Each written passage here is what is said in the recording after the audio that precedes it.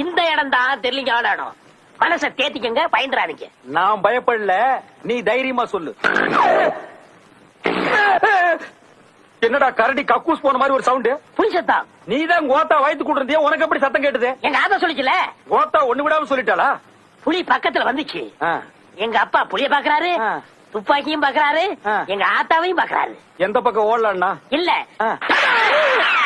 இதுல இருந்து தோட்டா வெளியே வரல. எங்க அப்பா புலி சுட்டுட்டாரு. புலி சுருண்டு விழுந்துருச்சு. சத்தம். புலி குட்டி போட்டுருச்சா? இல்ல, நான் பிறந்துட்டேன். நீ அந்த இடத்துல பிறந்துட்டியா? ஆமா. ஆனா எங்க அப்பாவும் எங்க ஆத்தாவும் என்ன பார்க்க மாட்டேன்னு ஓடி போயிட்டாங்க. இப்படி பேய் மாதிரி பிறந்தா எந்த தாய் தகப்பன் தான் உன்னை பாப்பாங்க? அதான் அன்னைக்கே ஓடிட்டாங்க.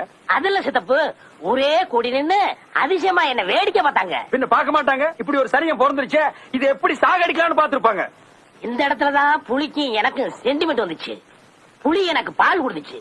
அன்னையில இருந்து எனக்கு புலிப்பாண்டின்னு பேரு. ஆமா, இவர் பெரிய ஐயப்ப சாமி. புலி வந்து மண்டி போட்டு இவருக்கு பால் கொடுத்தது. டேய் படுவா, இந்த பல்ல அத்தறிஞ்சிட்டு நாய் பல்ல கட்டிக்கிட்டு நாளையில இருந்து நீ நாய் பாண்டின்னு பேரை மாத்தி வச்சுட்டு அலையிற.